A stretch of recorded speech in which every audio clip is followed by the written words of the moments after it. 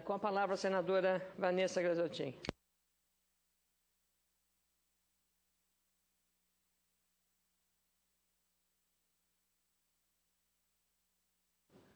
Muito obrigada, senhora presidente. Só para registrar que hoje nós mulheres somos maioria nesse plenário pela primeira vez. Nós mulheres estamos maioria, senador Pimentel, no plenário, nesse exato momento da abertura da sessão. Mas, senhora presidente, senhores senadores, senadoras, logo mais às 15 horas, a presidente Dilma estará dando posse aos 10 ministros, ao conjunto dos novos ministros, que foram anunciados numa solenidade na última sexta-feira. Momento em que a presidente Dilma também anunciou um conjunto de medidas que envolve uma reforma administrativa e que brevemente deverão ser adotadas, ou por medida própria do Poder Executivo, ou por matéria a ser encaminhada ao Congresso Nacional. Eu aqui destaco, senhora presidente, entre as notícias anunciadas, estão a redução, todas elas com o objetivo de fazer frente a esse momento de dificuldade econômica por que passa o país, e entre elas estão a redução de 8 ministérios, a extinção de 3.000 cargos comissionados, a redução de 20% nos gastos de custeio e terceirização, a revisão de contratos de aluguel e de serviços como vigilância, segurança e tecnologia na informação, a revisão do uso do patrimônio da União, ficando para o governo somente os prédios, os próprios que efetivamente estiverem servindo às políticas públicas e ao serviço público, a criação da Central de Automóveis com o objetivo de reduzir e otimizar a frota utilizada por agentes públicos, limites, estabelecimento de limites com gastos de telefone, de passagens aéreas e de diárias, metas de eficiência para o uso de água, de energia, a criação de uma comissão permanente da reforma do Estado. E também foi anunciado, e que eu aqui quero destacar, fazer um destaque especial, a redução de 10% do seu próprio salário, salário da presidenta da República, do salário do vice-presidente e do salário de todos os ministros de Estado. Ou seja, um salário de R$ 30.900 aproximadamente deverá ficar na casa dos R$ 27.800, senadora Ana Amélia. Eu creio que essas são muito mais medidas simbólicas, sobretudo essa que trata da redução do salário da própria presidente, vice-presidente, dos ministros, são muito mais medidas simbólicas do que aquelas que alcançarão efetivamente o quantitativo que o governo precisa que seja alcançado. Mas, sem dúvida nenhuma, serve de exemplo, senhora presidente. Serve de exemplo porque o que a gente vê na população é sempre dizer o seguinte: primeiro tem que cortar na própria carne, para depois exigir o sacrifício da coletividade, o sacrifício da sociedade. Então, em decorrência disso, e seguindo o exemplo da presidente Dilma, senador Paim, é que eu tomo a liberdade para, durante esse meu pronunciamento, dizer aqui, senadora Ana Amélia, que seria muito importante que fizéssemos o mesmo. Os parlamentares brasileiros, senadores, deputados, nós os parlamentares, temporariamente não há problema que nós pudéssemos promover uma redução de 10% em nossos salários. Eu acho que essa, sim, era uma medida importante, porque quem vive o desgaste da política não é apenas o Poder Executivo, somos todos nós. A população brasileira não tem clara exatamente por que o Brasil vive um problema econômico. Imagina ela que isso tudo esteja misturado com um problema político maior. E, na realidade, não. Nós vivemos, eu repito, uma crise profunda no sistema capitalista do mundo inteiro. Então, eu quero que isso seja visto como uma sugestão que esse meu pronunciamento seja uma sugestão ao nosso presidente, seja uma sugestão ao conjunto de líderes, ao conjunto dos partidos políticos, dos senadores e das senadoras. Eu sei que não vai ser 2.000 a menos, 2.000 e pouco no salário de cada um, que vai resolver o problema do Brasil, mas para a população brasileira, para a população brasileira que está a sofrer com o aumento dos preços, o aumento da inflação, muitas vezes com a perda do seu próprio emprego, seria uma demonstração muito importante. Concedo a parte, senadora Gleisi, a Vossa Excelência. Obrigada, senadora Vanessa. Quero parabenizar Vossa Excelência por esse pronunciamento e dizer da importância que ele tem e das medidas que a presidenta Dilma tomou exatamente para recuperar as finanças públicas e também para trazer credibilidade e recuperar a economia. Quero dizer a Vossa Excelência que na semana passada também usei essa tribuna para falar das medidas que já foram enviadas, as medidas provisórias do ajuste fiscal, e fiz exatamente esse desafio, de nós reduzirmos o nosso salário em 10% ou mais, para que a gente pudesse compatibilizar com os servidores que teriam os aumentos congelados, porque essa é uma das propostas do Executivo também, de congelar o aumento dos servidores públicos. Então, queria dizer a Vossa Excelência, ele fazer um convite, eu estou apresentando um projeto de resolução para que o Congresso, o Senado da República, possa fazer, no âmbito do Senado, é óbvio, a redução do salário dos senadores, para que nesse período de um maior agravamento da crise, a gente possa também dar colaboração.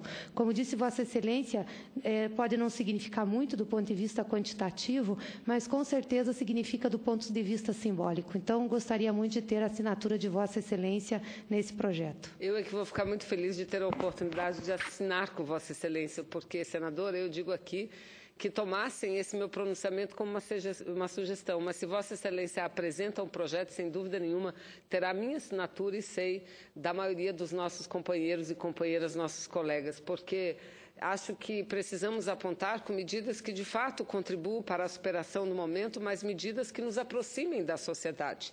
E isso, para a sociedade brasileira, seria uma sinalização muito importante, seria muito importante. E, aliás, acredito que o projeto de resolução de Vossa Excelência, senadora, trate apenas do salário dos parlamentares, de senhoras e senhores senadores.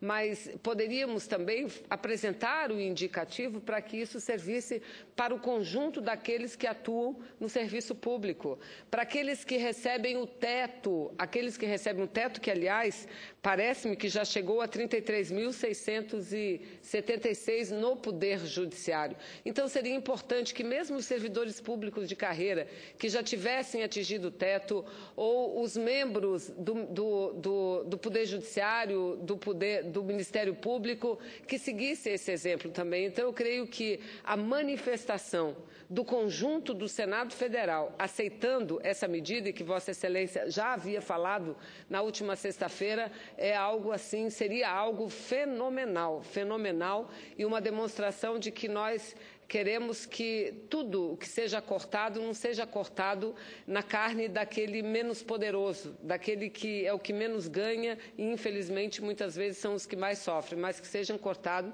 principalmente naqueles que representam a camada superior da nossa sociedade. Senador Medeiros, me solicita a parte, na sequência, senador Pimentel. Senadora Vanessa, muito obrigado pela parte. Até para fazer o contraditório aqui.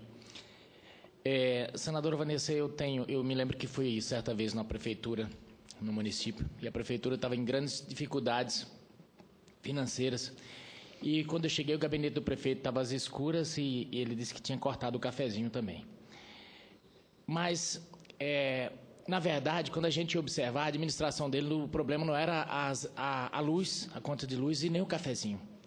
O problema era a administração dele que estava complicada. Ele precisava fazer corte em outras áreas. Eu temo que a gente fazer isso aqui, do ponto de vista simbólico, concordo com Vossa Excelência, é muito interessante.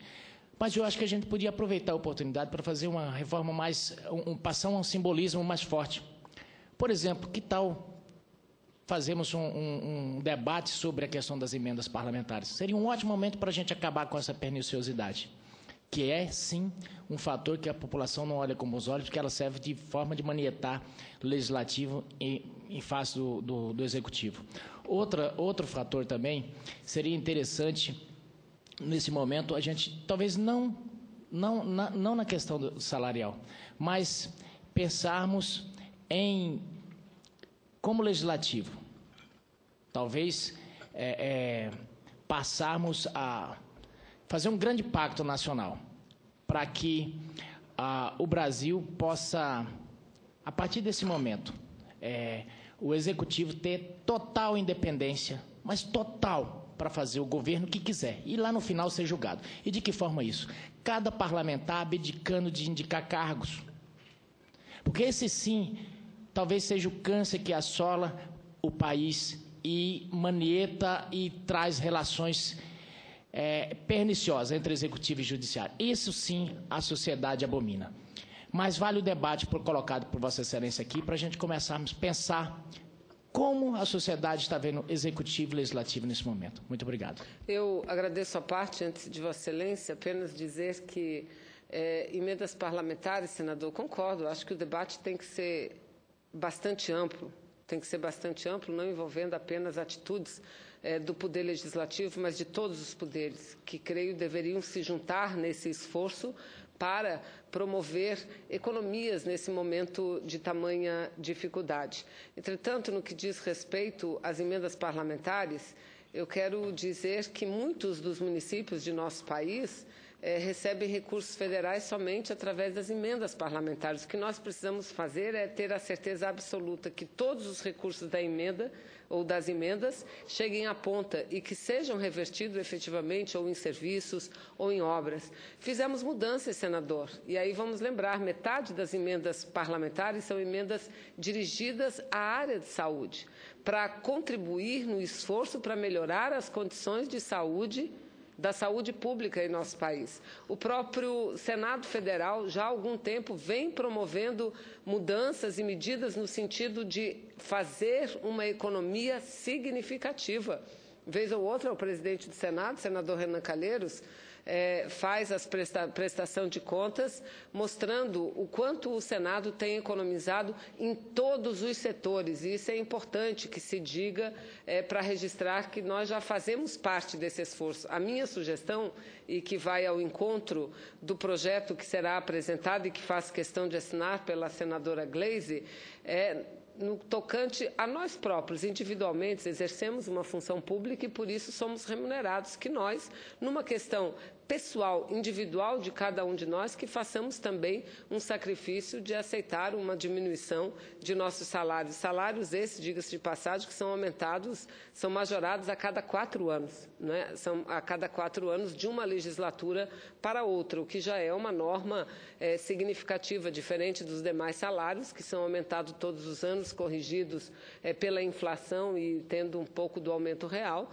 Os dos parlamentares são modificados de uma legislatura para outra, ou seja, em 4 anos. Mas que nesse momento delicado, porque passa o país, e a maior parte dos países do mundo passam também, que pudéssemos fazer esse sacrifício ou esse gesto individual de cada um de nós. E eu acho, senadora, que a gente pode ir mais além. Se a gente não aprovar um projeto de resolução e dando consequência àquilo que a gente fala, nós mesmos poderíamos, se não for possível uma regra geral, mas quem quiser e tiver interesse em abrir mão de 10% dos seus salários, também como um gesto de colaboração, de ajuda para esse esforço. Senador Pimentel. Senadora Vanessa, eu quero parabenizá-la pela oportunidade do debate, do seu pronunciamento, saudar a senadora Gleisi, a nossa senadora presidindo os trabalhos, Ana Amélia, a senadora Ângela, e sempre que as mulheres se reúnem, as melhores ideias surgem. Esse debate, na fixação do teto nacional, na hora do sacrifício, que cada um possa participar de acordo com a sua capacidade de contribuição, é muito oportuno. Por isso, parabenizo a iniciativa das nossas senadoras pela apresentação desse projeto de resolução que alcançará os 81 senadores em atividade, como também aqueles que estão aposentados, pensionistas, e precisamos, o coletivo de mulheres, que nós assim chamamos aqui do Congresso Nacional, envolver também a Câmara. Porque se nós, aqui no Poder Legislativo, tivermos essa iniciativa, isso contribuirá, com certeza, para que as 26 Assembleias Legislativas e o Distrito Federal também possa participar desse esforço. Eu vejo o governo aqui do Distrito Federal o governo do Rio Grande do Sul e de uma série de outros estados em dificuldade, eu acredito que essa iniciativa, aqui apresentada pelas nossas senadoras, poderia ser um instrumento muito forte para fazer esse debate em todo o território nacional. Junto com isso, nós tivemos, em 2003, a aprovação da Emenda Constitucional 41, criando o Teto Nacional de Remuneração. Em fevereiro de 2004, ele foi instituído, e de lá para cá é o processo que participa os 3 poderes da República.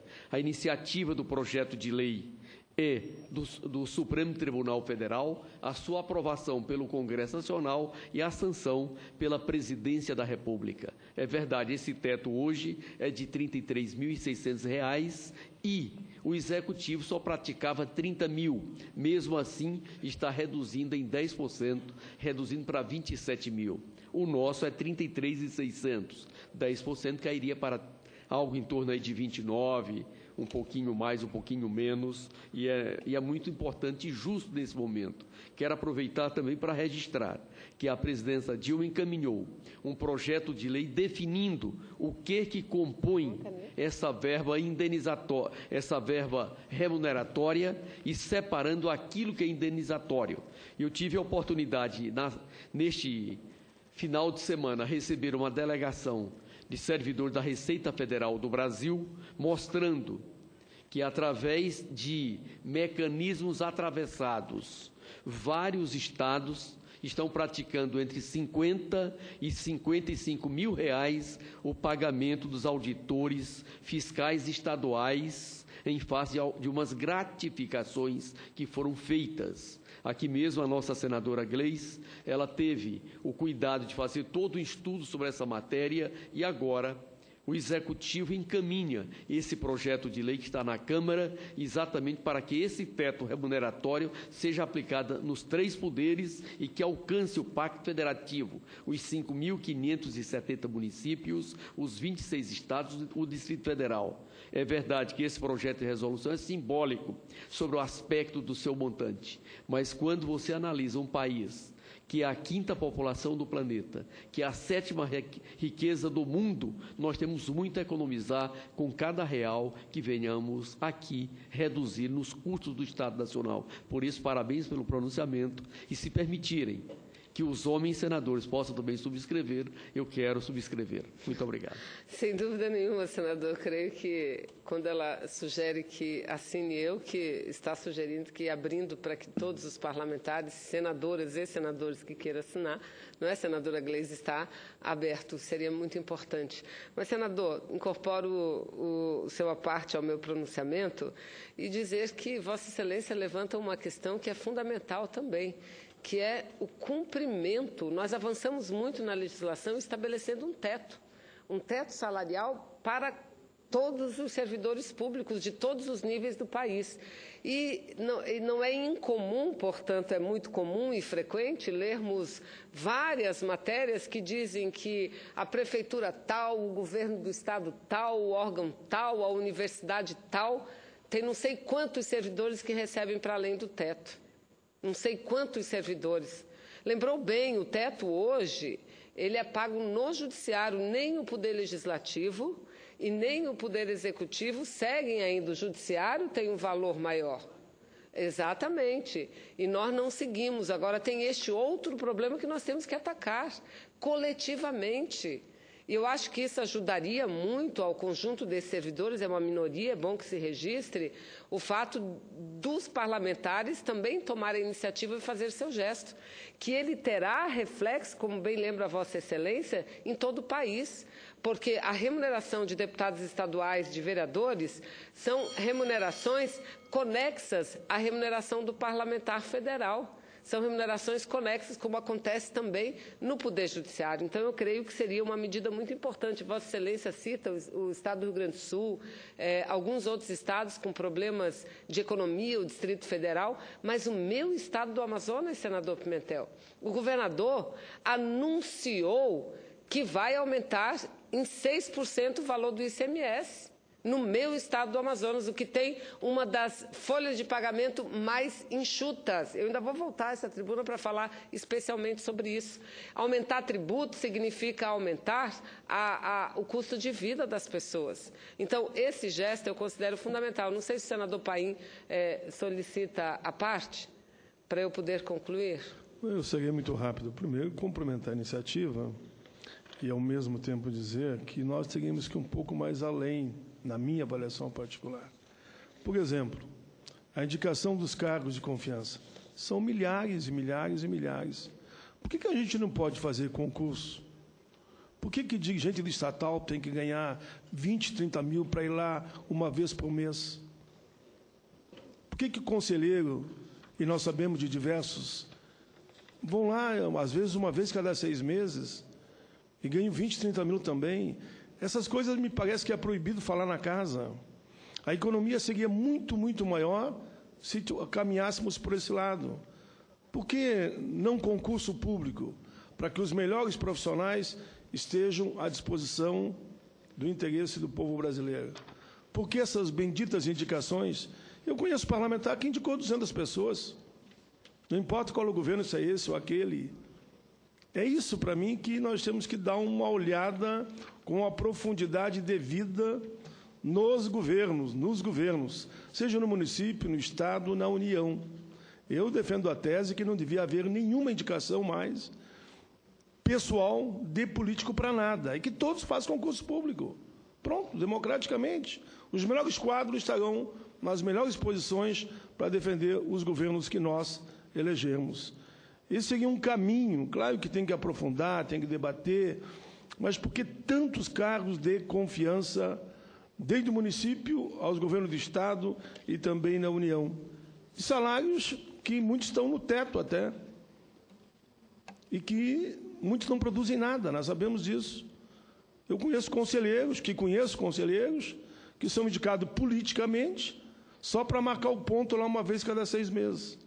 É justo isso? Não é justo. Não é justo. E por que não dizer, então, olha, para os políticos, pelo período de tantos anos, não terão reajuste mais nos salários? Pronto, vamos congelar o salário até que, efetivamente, o país possa ter um crescimento adequado. Eu acho que esse debate da máquina pública vai na linha da proposta que Vossa Excelência apresenta nesse momento. Parabéns pelo pronunciamento. Eu agradeço também a parte de Vossa Excelência, eu incorporo no meu pronunciamento, mas, senhoras senadoras, senhores senadores, eu ouvindo os apartes que acabo de receber, é que eu penso que a gente está vivendo algo concreto daquilo que falamos na teoria. Se, por um lado, há uma questão extremamente negativa quando enfrentamos qualquer tipo de crise, sobretudo uma crise econômica, por outro lado, a crise ela pode se transformar numa janela de oportunidades e numa refundação de um novo momento, um momento mais próspero, um momento mais justo. E nós estamos exatamente debatendo isso. Temos que debater em todos os aspectos, em todos os segmentos. Aqui, por acaso, estamos falando do serviço público, estamos falando do desempenho. Aí não são somente os cargos comissionados, os próprios servidores públicos efetivos, temos que discutir a qualificação, a produtividade. Eu acho que nós precisamos nos refundar. Por isso que tanto se diz que depois da tempestade vem a bonança. Exatamente, depois de uma grande crise. Imagina, se o Brasil tivesse tudo bem, absolutamente tranquilo, ninguém aqui estava discutindo nada disso. Estaríamos possivelmente discutindo aumento de remuneração, aumento de cargos, enfim, mas somos obrigados a debater isso. E aí eu concordo com Vossas Excelências. Não podemos ficar nessas medidas temporárias e superficiais. Temos que discutir a fundo, então, de todas as medidas anunciadas pelo governo federal. A das que eu considero mais importante, senador Paim, foi aquela que cria a Comissão Permanente da Reforma do Estado. A Comissão Permanente da Reforma do Estado. A minha origem é no serviço público. Eu sou farmacêutica, mas trabalhei muito tempo em colégio. como professora pública, e sei que nós precisamos debater, discutir a educação, não é só discutir a verba para a educação, é discutir a boa qualificação do pessoal da educação, dos docentes, dos técnicos administrativos e metodologias corretas, porque muitas vezes não é o dinheiro que precisa, mas é o empenho e a dedicação das pessoas. Então, eu acredito que, de tudo que ruim que esteja acontecendo para o nosso país, nós saberemos fazer e transformar do limão uma limonada, e uma limonada capaz de preparar o Brasil do futuro, esse país que diz o senador Pimentel, que é o 5º em população, o 7º em economia, e é o mais lindo de todos, do ponto de vista da sua diversidade étnica, senador, da solidariedade do seu povo, do calor humano que nós temos, que vai para muito além do calor do clima mesmo, o calor humano e a solidariedade, o espírito de solidariedade da nossa gente. Tenho certeza que nós seremos capazes de sair dessa crise e iniciar um novo momento, uma nova etapa muito mais próspera do que as que vivemos até agora. Muito obrigada, senhora presidente.